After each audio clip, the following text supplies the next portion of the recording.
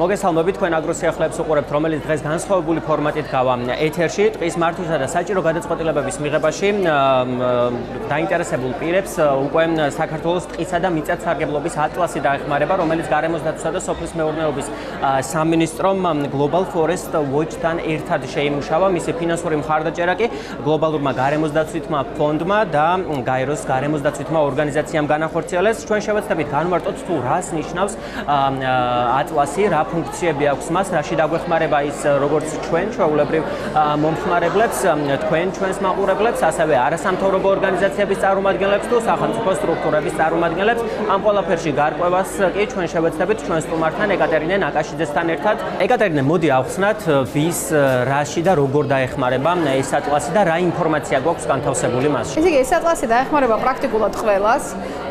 ყველასათვის არის ხელმისაწვდომი, ყველასათვის არის ღია და რა თქმა უნდა უფასო მონაცემები. ტყის და მიწათსარგებლობის ატლასი ქვია. აქედან გამომდინარე არის ყველანაირი ინფორმაცია ტყეზე. ეს არის ტყის კარგვა, ტყის მატება, ტყეში არსებული ლიცენზიები, დაცული ტერიტორიები, ჰაბიტატები, სხვადასხვა ბიომრავალფეროვნებისათვის მნიშვნელოვანი მონაცემები. ეს არის ასევე ის მონაცემები, რომელიც მიწათსარგებლობას ეხება, მაგალითად გზები, საჯარო რეესტრის დაემატება მალე. სხვადასხვა მონაცემები, რომელიც შეიძლება დასჭირდეს, რა თქმა უნდა, პირველ რიგში გარემოს დაცვის სოფლის მეურნეობის სამინისტროს, სხვა, ვთქვათ, ინფრასტრუქტურის და სხვა სამინისტროებს, შეიძლება დასჭირდეს ასევე სამეცნიერო წრეებს, უნივერსიტეტებს, სტუდენტებს, მაგისტრებს და ასე შემდეგ, ყველას პრაქტიკულად ან მოსახლეობას, რომელსაც აინტერესებს თუ რა ხდება ტყეში მის ირგვლივ.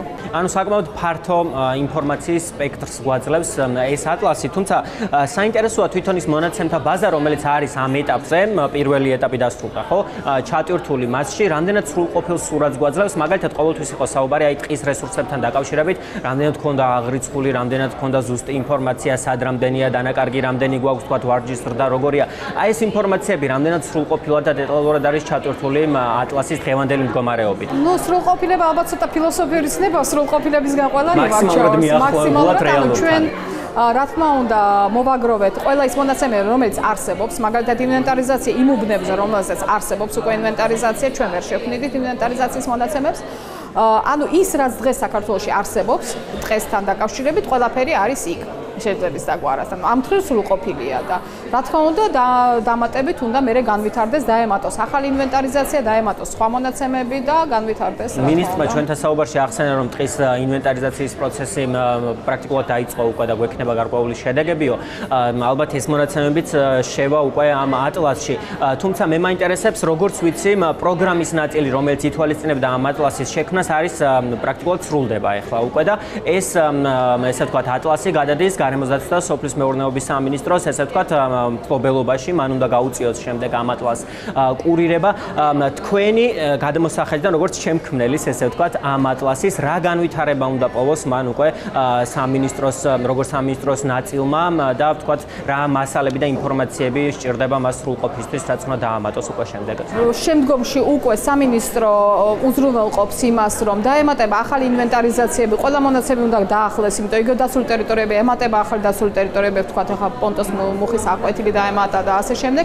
ანუ ეს არ უნდა იყოს ერთჯერ შექმნილი, ეს უნდა იყოს სრულიად ასე ვთქვათ, დინამიური პროცესი და ანუ ეს იქნება რამდენიმე მოდული, ყველა თავთავიანთ სააგენტოში თუ დეპარტამენტში, როდესაც კი შეცვლის მონაცემებს, ავტომატურად ჩაიტვირთება უკვე ჩვენთან და ატლასზე და შესაბამისად განახლდება ყოველთვის დინამიურად ეს მონაცემები. ეს არის ყველაზე მნიშვნელოვანი. ატლასის ამჟამინდელ ვერსიას ჩვენ შევავლეთ თვალი და საკმაოდ საინტერესო ფუნქციონალები ვნახეთ, იგივე ტყის ვარჯის, ესე ვთქვათ, ზრდა თუ შემცირება, ასევე ვთქვათ, სადრავითარება, ტყეების რაოდენობის შემცირებასთან დაკავშირებით და ასე შემდეგ.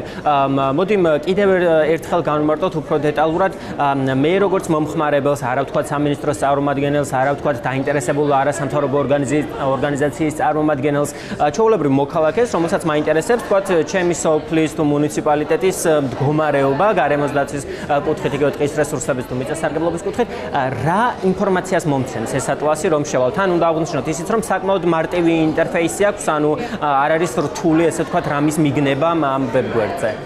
ესე იგი, ხო, პრაქტიკულად მე მინდა გითხრათ, აი 14 წლის ბიჭი მყავს და ისიც უკვე კარგად იყენებს ამ ატლასს ძალიან ხშირად. სჭირდება ესა თუ ის მონაცემები, მაგალითად ბიომრავალფეროვნებად, გეოგრაფიის თუ ბიოლოგიის გაკვეთილისთვის სკოლაში უკვე შედის ამ ატლასზე და იყენებს, ასე რომ 14 წლის ბიჭიც იყენებს და პრინციპში ყველა გამოიყენებს. სწავლების პროცესში რა თქმა უნდა, უკვე თავის სკოლაში გაკვეთილებზე იყენებენ ამ ატლასსაც. ფუნქციონალები, ანუ ეს არის პირველ რიგში ყველა ეს ფენა თავისი მონაცემთა ბაზებით. ეს არის ანალიზის საშუალებები, სივრცული ანალიზი შეგიძლია გააკეთო ისე, რომ გის საერთოდ არ უნდა ფლობდე, ასე ვთქვათ, ამისთვის ძალიან იოლად. შეგიძლია დინამიკაში ნახო ეს მონაცემები რა ხდება დღეს, რა ხდებოდა 2001 წლიდან მოყოლებული. და ასე შემდეგ. და შეგიძლია გადმოწერო ყველა ეს ინფორმაცია ღია მონაცემთა პორტალის მეშვეობით, ანუ მე უკვე კომპიუტერში დაამუშავო და გადაამუშავო ისთვისაც მიიღო შენი სასურველი შედეგი. მათ შორის გრაფიკული მონაცემები საკმაოდ საინტერესოა იქ, იმიტომ რომ უკვე ვიზუალიზებულია ის არსებული მონაცემთა ბაზები, რომელიც შეიძლება თქვათ Excel-ის ფაილებში საკითხავად საკმაოდ რთული ყოფილიყო არაპროფესიონალი ადამიანებისთვის. დიდი მადლობა ეკატერინე, წარმატებას გისურვებთ თქვენს და ატლასსაც მომავალ განვითარებაში. დიდი მადლობა თქვენ.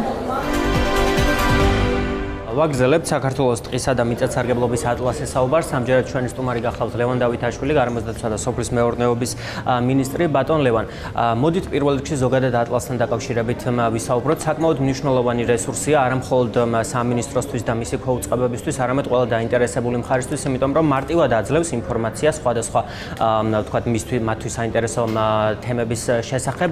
თქვენი გადმოსახედიდან რო გითხრათ, რამდენად მნიშვნელოვანი რესურსი შეიქმნა და რაში დაეხმარება მათ შორის სამინისტროს ამ რესურსის არსებობა. კი ბატონო, მე ვფიქრობ, რომ ყველამ ნახეთ, რამდენად საინტერესოა ეს ატლასი თითოეული დაინტერესებული პირისთვის, პირველ რიგში რა თქმა უნდა სამინისტროს და სამინისტროს სხვადასხვა უწყებისთვის, იმიტომ რომ ჩვენ სწორად წარმართოთ ტყის მდგრადი მართვის პოლიტიკა ქვეყანაში.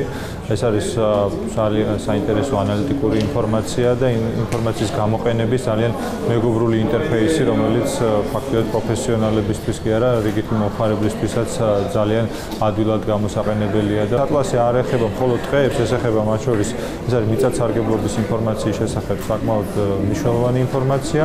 ეს ინფორმაცია მუდმივად განახლდება, დაიხვეწება, მონაცემები დაემატება.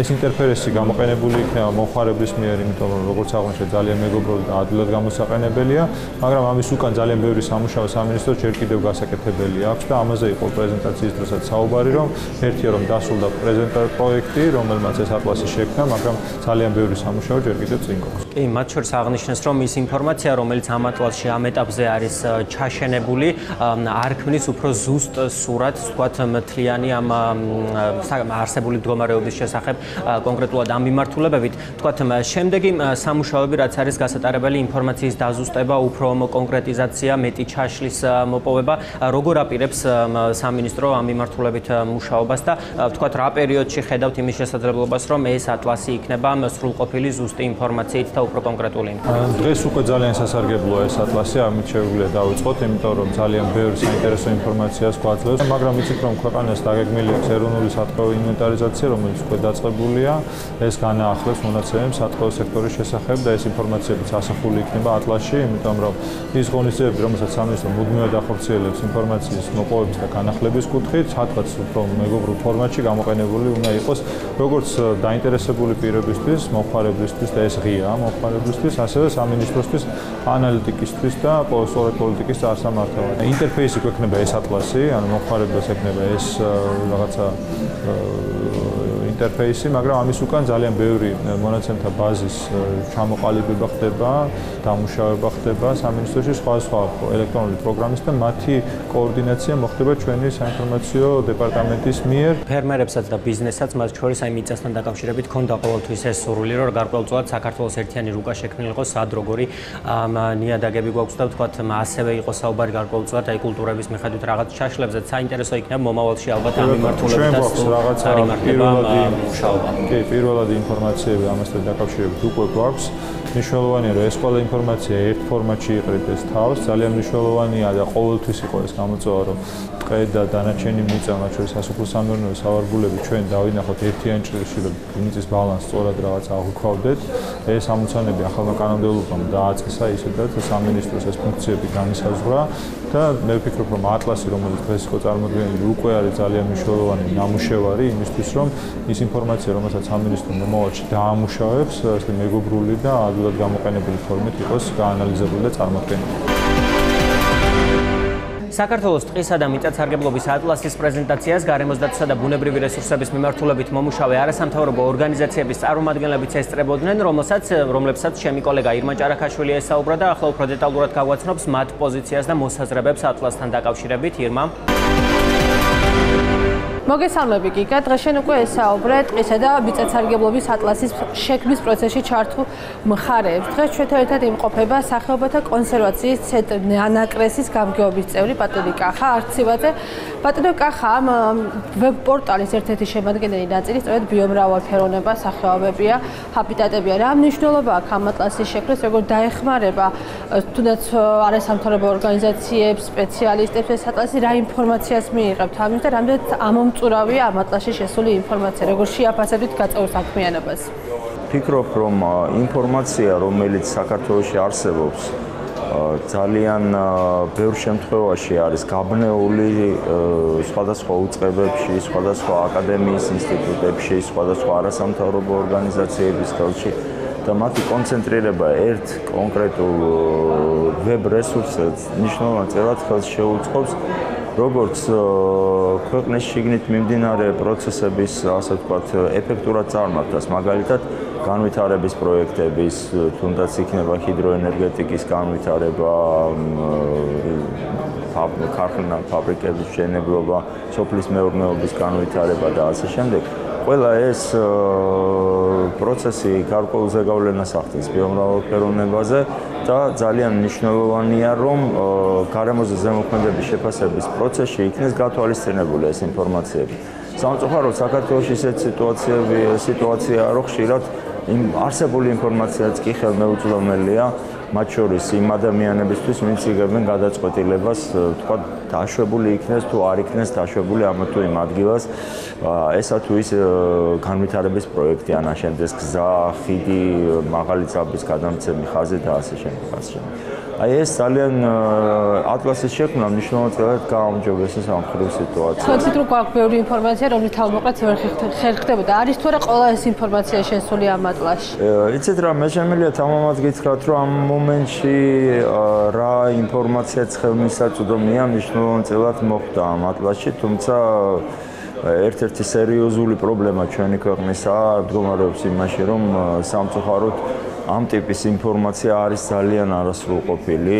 ხარვეზების ამოსაფრთხოდ რა უნდა გაკეთდეს? ერთი არის ატლასის შექმნა, მეორე არის საჭირო ინფორმაციის თავმოყრა. რა სამუშაოებია ჩასატარებელი? მეტი სამეცნიერო კვლევები, მეტი აკადემიური ინსტიტუციების ჩართვა, უნივერსიტეტების ჩართვა, სტუდენტების ჩართვა ამ პროცესებში და ალბათ ძველი ინფორმაციის ეგრეთ წოდებული დიჯიტალიზაცია, ან ციფრულ ფორმატში გადაყვანა, რათა მივიღოთ ძალიან კარგი და ეფექტური სურათი ჩვენი ქვეყნისა, რომელიც როგორც მოგახსენეთ, ძალიან მნიშვნელოვანია. ძალიან დიდი მადლობა პატარა. დღეს ვიმყოფებით ერთ-ერთი მნიშვნელოვანი ვებ-პორტალის პრეზენტაციაზე. საინტერესოა, რამდენად იყო მესამე სექტორი, სამოქალაქო სექტორი ამ ატლასის შექმნის პროცესში ჩართული, რა რეკომენდაციები გქონდათ თქვენ და როგორ შეაფასებთ დღეს უკვე მზასახით მიღებულ ვებ-პორტალს? დიდი მადლობა. ამ პროექტში არა მხოლოდ გარემოსდაცვითი არასამთავრობო ორგანიზაციები იყვნენ ჩართული, არამედ ჩვენი ორგანიზაციაში ჩართული ყავდა სტუდენტებიც საკმაოდ აქტიურად, რამდენიმე სამაგისტრო ნაშრომი მომზადდა, საკმაოდ წარმატებული ამ პროექტების შესაბამისად და მათ ბაზაზე, ანუ სტუდენტებმა ისარგებლეს ამ ატლასით და თავად შეიტანეს თავისი წვლილი ამ ატლასის განვითარებაშიც, გაამდიდრეს ახალი მონაცემები. თქვენ თქვით, რომ ჩართული იყო თქვენი ორგანიზაცია ატლასის შემუშავების პროცესში. როგორ ხდება მონაცემების შეგროვება, როგორ განახლდება ეს მონაცემები, ვინ აწვდის ამ ინფორმაციას, თუნდაც ხე-ტყის მოპოვების შესახებ, ხაზრების შესახებ, ვინ საიდან მიიღებენ ინფორმაციას, როგორ ჩანერგავენ მე უკვე ამ ახალ ინფორმაციას ატლასში? კი ბატონო, ჩვენ სხვადასხვა წყაროებით მოვიპოვებდით დაწყებული საჯარო ინფორმაცია, საველე კვლევები, ინტერვიუები და ასე შემდეგ, სხვადასხვა წყარო იყო, რომელთაც მოვიპოვებდით ინფორმაციას, ან ვაზუსტებდით ინფორმაციას, რომელიც უკვე იყო ატლასზე. გარკვეული წყობრის სისტემა არსებობს, გარკვეული პირების წრი არის, რომელსაც შეუძლია შეიტანოს ცვლილებები ამ მონაცემებში, ხა ყველას არ შეუძლია, იმიტომ რომ გარკვეული არევა შეიძლება მოხდეს და შეიძლება არა მხოლოდ ამიტომ რომ რა ქვია რაღაც ბოროტე განზრახვა აქვს, არამედ რაღაც შეიძლება დაუზუსტებული ინფორმაცია ან ტექნიკური შეცდომა დაუშვათ.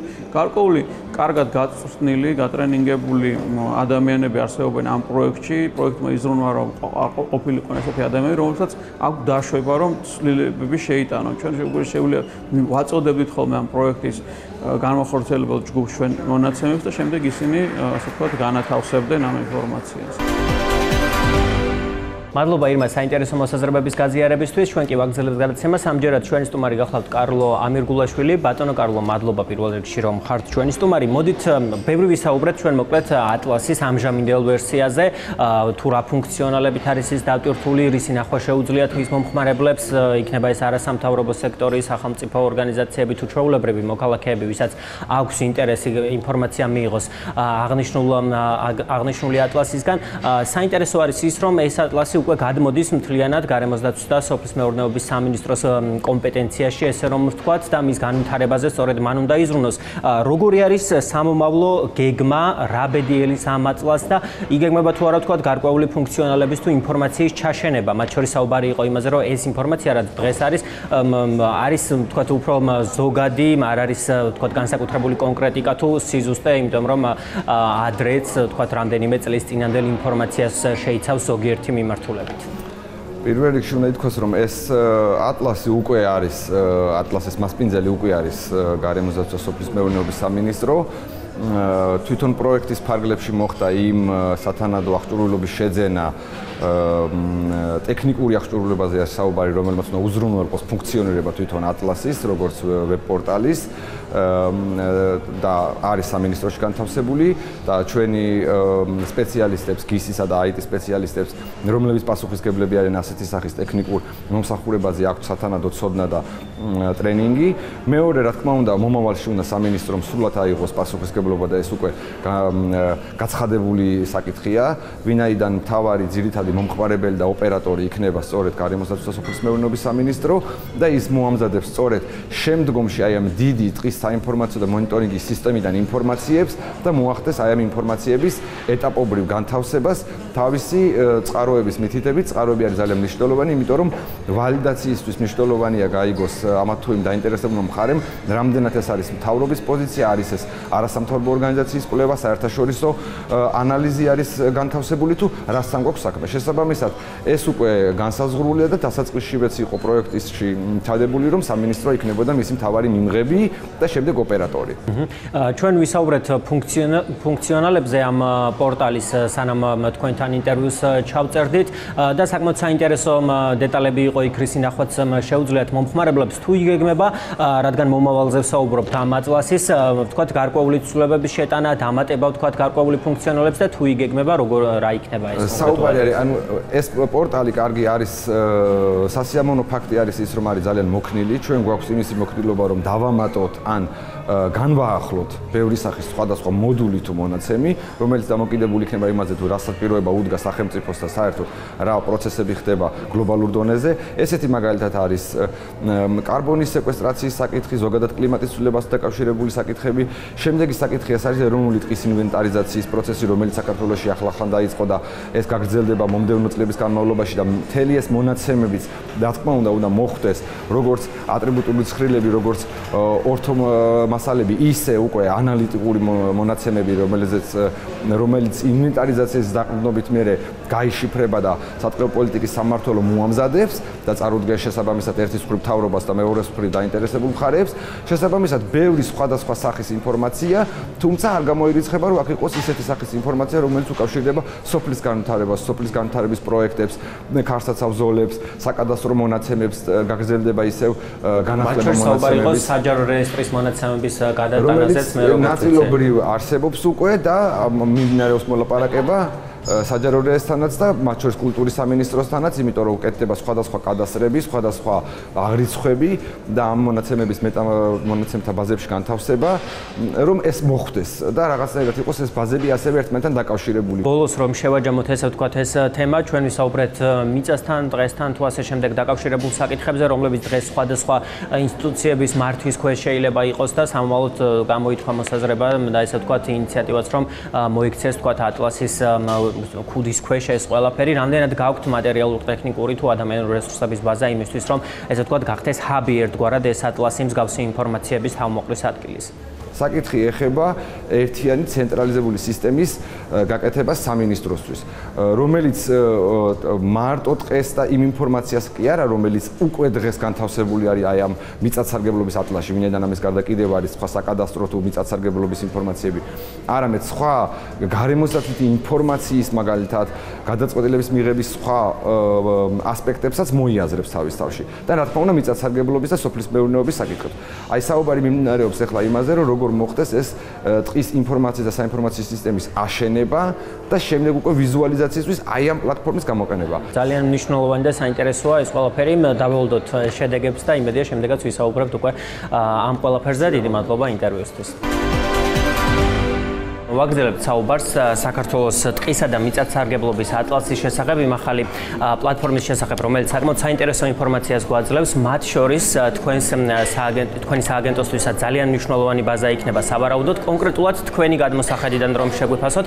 ეროვნული სააგენტო გახლავთ როგორც მონაცემების, ძირითადი მონაცემების წარმომქმნელი ორგანო, ტყის ინვენტარიზაციის თუ იმ სტატისტიკური მონაცემებით, რომელიც ტყის ხანძრებიდან დაწყებული მავნებელ დაავადებების გავრცელების ფართობებით დამთავრებული ჩვენს მიერ გროვდება და შემდეგ ჩვენი მიწოდებული ინფორმაცია თავსდება ერთის მხრივ ატლასზე, მაგრამ მეორეს მხრივ აი ესეთი გენერირებული ელექტრონული მონაცემები, მათ შორის გეოსაინფორმაციო მონაცემები გახავთ ყველაზე კარგი ინსტრუმენტი იმისთვის, რომ ჩვენი ადამიანური რესურსები დრო დაიზოგოს, თუნდაც საკუთარი საქმიანობის წარმართვისას საჭირო ინფორმაციის გამოყენების თვალსაზრისით, თუ ასევე იმ მოსახლეობისთვის და დაინტერესებული მხარეებისთვის მსგავსი ინფორმაციის მიწოდების თვალსაზრისითაც. საინტერესოა ის თუ რა სახის ინფორმაციის აღება ჩვეულებრივ ადამიანებს დაინტერესებულ მხარეებს, ესე ვთქვათ, ტყეებთან დაკავშირებით, რა სახის ინფორმაციის წამოღება შეუძლიათ ამ ერთიანი სივრციდან რომ აუხსნათ.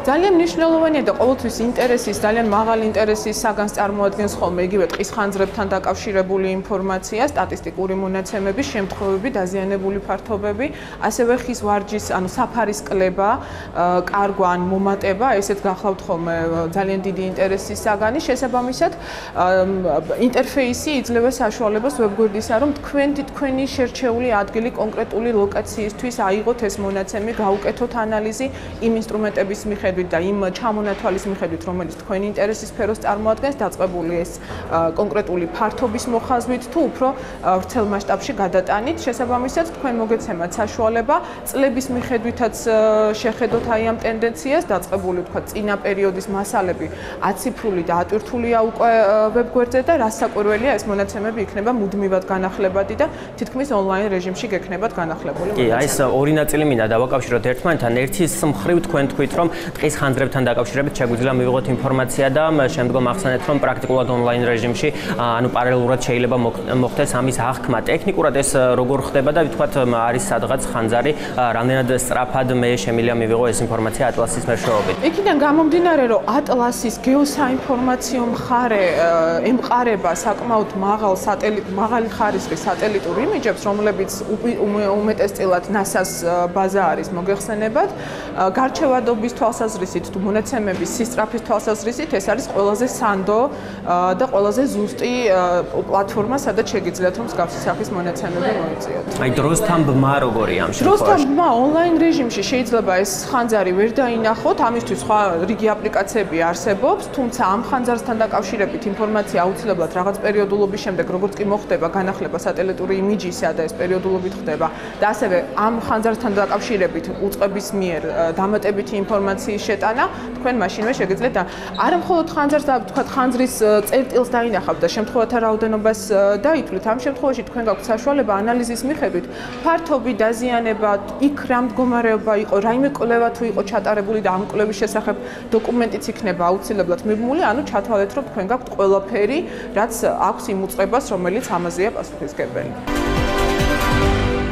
ჩვენი გადაცემა დასასრულს მიუახლოვდა. აქვე გეტყვით, რომ ტყისა და მიწათსარგებლობის ატლასის ნახვა ონლაინ რეჟიმში უკვე შეგიძლიათ აი აქ მიჯითებულ ვებგვერდზე atlas.mepa.gov.gym. მანამდე სანამ დაგემშვიდობებით გეტყვით, რომ ჩემი კოლეგა ნათია ხუციშვილი გააგრძელებს ჩვენს ეთერს, რომელიც მაღალმთიან რეგიონებში გაზიფიცირების საკითხებზე გესაუბრებათ. მე კი სექტემბრამდე დაგემშვიდობებით და სექტემბერში უკვე განახლებული ეთერით, განახლებული აგრო სიახლეებით, მეტი საინტერესო თემით და თქვენთვის მნიშვნელოვანი ინფორმაციებით დაგიბრუნდებით. ნახვამდის.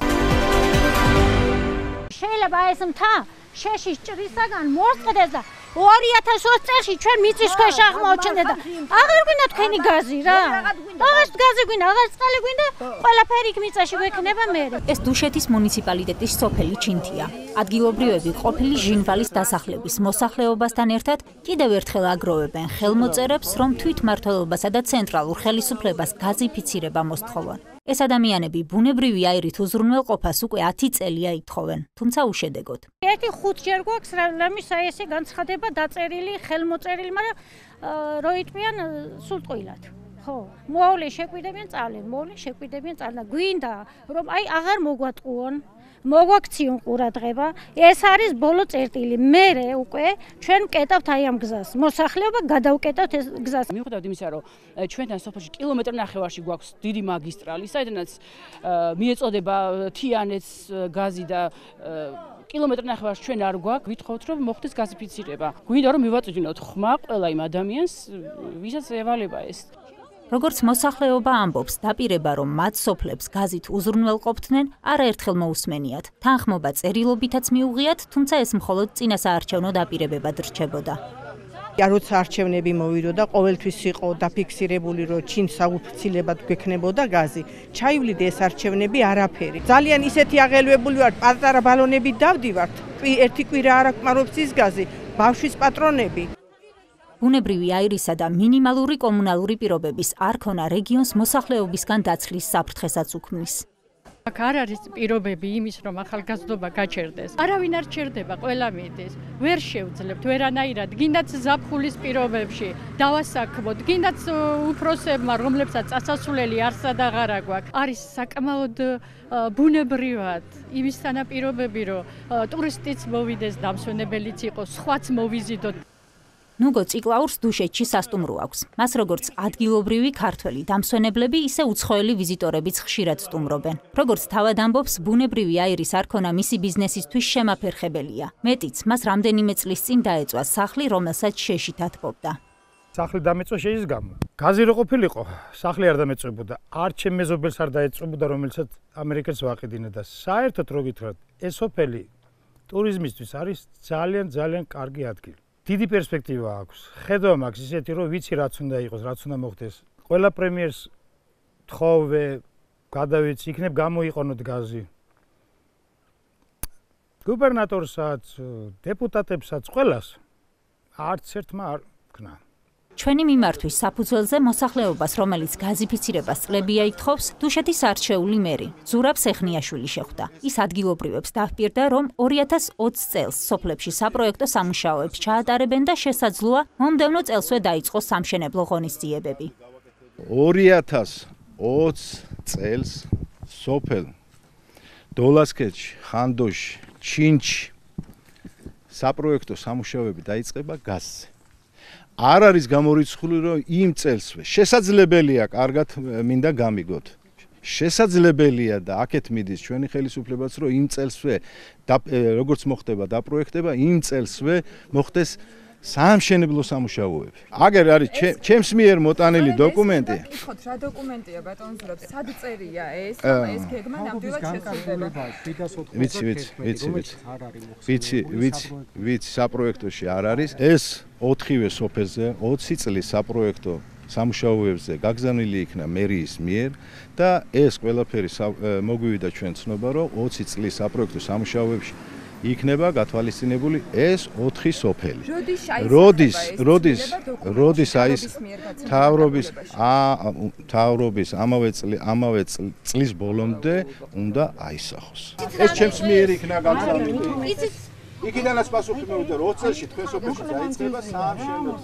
ისა საპროექტო და შესაძლებელია იმ წელსვე დამთავრდეს. თქვენ დაგაძლევთ ამის ასეთი მტკიცებით ფორმაში თქვის საფუძველს, იმიტომ რომ 2009 წლის მერე მოსახლეობას წერილობითი პასუხებიც კი აქვს, რომ გაზიფიცირება მოხდება, მაგრამ 10 წელი გავიდა და არ მომხდარა. კეთილი მოგახსენებთ და გეტყვით, რომ მე ვარ ხალხის მიერ არჩეული 2017 წლის 13 ნოემბრიდან, მე რა დაპირებას მივეცი ამ ხალხს წყალი შეუსრულე და მე დაპირებას ვაძლევ მაგათ, რომ 20 წელს იქნება საპროექტო სამუშაოები აი ამ სოფლებში. ფაქტები ეს მეტყველებს, რომ ჯერ უნდა გენდოთ სიტყვაზე და მერე ვნახოთ საქმე. დაახლოებით ესე გამოდის, ხომ სწორია? სიტყვას და საქმეც იქნება. სიტყვას და საქმეც იქნება და ესეც მიცნობენ კითხეთ მოსახლეობას. გაზიფიცირების პროცესი რამდენიმე ეტაპს მოიცავს. წინა საპროექტო კვლევას, პროექტირებას და ქსელის მშენებლობას. ქსელის მშენებლობის დასრულების შემდეგ უკვე დასახლებულ პუნქტამდე მიყვანილ ბუნებრივ აირს გამანაწილებელი კომპანია აწვდის კონკრეტულ ოჯახებს და პროცესი აბონენტების ქსელზე დაერთებით სრულდება. მუნიციპალიტეტის მერი ადგილობრივებს 2020 წლისთვის საპროექტო სამუშაოებს პირდება და მისი თქმით ცენტრალური ხელისუფლების მხრიდან ამაზე ხმობაც არსებობს, თუმცა გაურკვეველია, რამდენად რეალურია მომდევნო წელს პროექტირებაზე დაბეჭდებით საუბარი, მაშინ როცა ჯერ ამ სოფლებში წინა საპროექტო კვლევაც არ ჩატარებულა. ორივე სოფელი წინა საპროექტო კვლევის გეგმაში არის ჩასმული. არსებობს ერთი, რომ გვაქვს გამოცდილება და პრაქტიკა და არსებობს მეორე, რომ მოვიკვლიოთ ფაქტები და რეალური გარემოებები, ხო?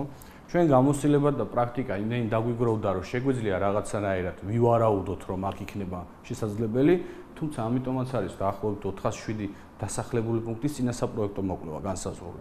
რაც იმას ნიშნავს, რომ ჩვენ გვინდა რომ რეალურად დავწყდეთ იმაში, რომ ყველა ის კრიტერიუმი, რომლითაც ხდება შეფასება, გვაქვს ამასთან დაკავშირებით სწორი ინფორმაცია და გადაწყვეტილება იქნება სწორი მიღებული. გაკეთდეს თუ არ გაკეთდეს და მხოლოდ ამის შემდეგ მოხდეს პროექტზე და მშენებლობაზე თანხების მობილიზება და დახარჯვა. რაც შეეხება გაცემულ დაპირებას, რა თქმა უნდა, ეს ადგილობრივი თვითმმართველი ხელისუფლებიდან გამომდინარე, მათ აქვთ გამოცდილება, ამ გამოცდილებაზე დაყრდნობით შეუძლიათ თავიანთი ვარაუდები გამოთქვან ამასთან დაკავშირებით და ამის შემდეგ მათ მიერ ხდება უკვე ინიცირება ეკონომიკის სამინისტროში და გაზის ტრანსპორტირების კომპანიაში, რომ ჩვენს მიერ უკვე დეტალურად ჯგუფების ადგილზე გასვლის მეშვეობით მოხდეს შესწავლა საკითხი. გაზის სატრანსპორტო კომპანიის ხელმძღვანელს იმ კრიტერიუმების შესახებაც ვკითხეთ, რის მიხედვითაც დასახლებული პუნქტების პირველადი შესწავლა, ანუ მათი წინა საპროექტო კვლევა ტარდება. ჯაბახმალაძე განმარტავს, რომ მაგისტრალურ გაზსადენთან სიახლოვე გაზიფიცირების სიმარტივეს არ ნიშნავს, რადგან მაღალი წნევის მაგისტრალზე დაერთებისას საჭიროა ამ წნევის სათანადო სადგურით რეგულირება. მაღალი წნევის მაგისტრალურ გაზსადენთან სიახლოვე არ ნიშნავს, რომ უფრო ადვილია სოფლის გაზიფიცირება. სირთულე იმაში მდგომარეობს, რომ მაგისტრალურ გაზსადენზე შეჭრას როცა ახორციელებს, იმხელა ინვესტიცია ჭირდება ამას, რომ ეს უკვე უნდა დააკომპენსიროს აბონენტების რაოდენობა. ვიდრე შესაბამისი ჯგუფები დუშეთის ამ ორ სოფელს წინა საპროექტოდ შეისწავლიან, განსაზღვრავენ გამოწვევებს, დათვლიან ხარჯებს და გამოიკვლევენ გაზიფიცირების ეფექტურობას, ადგილობრივებს სამთრის გადასატანად კვლავ შეშის მოხმარება მოუწევთ. იმ რეგიონში კი, რომელიც ეროზიული და მეწყრული პროცესების სიმრავლით გამოირჩევა, სწორედ ხე-ტყეა ის რესურსი, რომელსაც განსაკუთრებული გაფრთხილება სჭირდება. ძალიან საშიშ ადგილში ვცხოვრობთ. ეს ტყე რამდენჯერმე წინა საუკუნეებში მეწყერით ამოსულა აქ. ყოფილა სოფელი აქ და ზედ გადაულია მეწყერს. ეს არის ეკოლოგიურად საშიში ადგილი, იჩეხება ტყე, შეიძლება რომ დამეწყდეს, იმიტომ რომ ჩვენი იმიდან ძირითადად აი მტრიდან გადის თითქმის აი მხარეში შეშა. ტყეზე ზეწოლა და ტყის ეკოსისტემის დეგრადაცია ნიშნავს, რომ საფრთხე ექნება ამ ტყეების დაცვით ფუნქციას და ისინი ვეღარ ასრულებენ ნიადაგ-დამცავ მეწყერის შემაკავებელ, ღვარცოფის შემაკავებელ ფუნქციებს და შესაბამისად დასახლებულ პუნქტებს ექნებათ პრობლემა სტიქიური მოვლენების შედეგად, ექნებათ პრობლემა სასმელი წყლის ხელმისაწვდომობასთან დაკავშირებით და ასე შემდეგ. ცალსახაა, რომ გაზიფიცირება ეს არის ერთ-ერთი დამხმარე ინსტრუმენტი იმისთვის, რომ ტყეზე ზეწოლა შემცირდეს და სამწუხაროდ იცით, რომ ქვეყნის მოსახლეობის დიდი ნაწილია სათბობად შეშაზე დამოკიდებული. შესაბამისად, ჩვენი სამინისტრო, ენერგეტიკის სამინისტროსთან ერთად მუშაობს სწორედ ამ მიმართულებით, რომ ერთის მხრივ გაზიფიცირების მასშტაბების გაზრდით შეეწყოს ხელი ბუნებრივ ტყეზე ზეწოლას და ასევე ალტერნატიული ენერგეტიკის ენერგომატარებლების გამოყენებასაც შეეწყოს ხელი, რაც გულისხმობს დაწყებული ბიომასის გადამუშავებით, ეს ენერგოეფექტური საწვავის წარმოება დამთავრებული ქარისა და მზის ენერგიების განვითარებით. როგორც ირკვევა, მოსახლეობას გაზიფიცირების პრობლემაზე წერილობით თუ სიტყვიერად არაერთხელ უსაუბრია თვითმმართველობასთან. ადგილობრივი წარმომადგენლობა ამტკიცებს, რომ მოსახლეობის მოთხოვნის შესახებ ინფორმაციას ამომწურავად აწვდიან ცენტრალურ ხელისუფლებას. სამთავრობო სტრუქტურები კი განმარტავენ, რომ ერთმანეთთან კომუნიკაციის პრობლემა არ აქვთ და პრიორიტეტულ თემებს კოორდინირებულად განიხილავენ. ენერგეტიკის სამინისტრო გაზის ტრანსპორტირების კომპანიასთან თანამშრომლობს, ორივე ერთად გარემოს დამცველ მთავარ უწყებასთან და ყველა თანხმდება, რომ მაღალმთიანი რეგიონების გაზიფიცირება გარემოსაც და ადამიანებსაც სასიცოცხლოდ სჭირდებათ. მაგრამ ფაქტია, რომ ამ ორი სოფლის პრობლემა ან დანიშნულების ადგილამდე არ მიდის, ან უკვე ადრესატებამდე მისული განცხადებები წლიდან წლამდე თაროებზე მწკრივდება.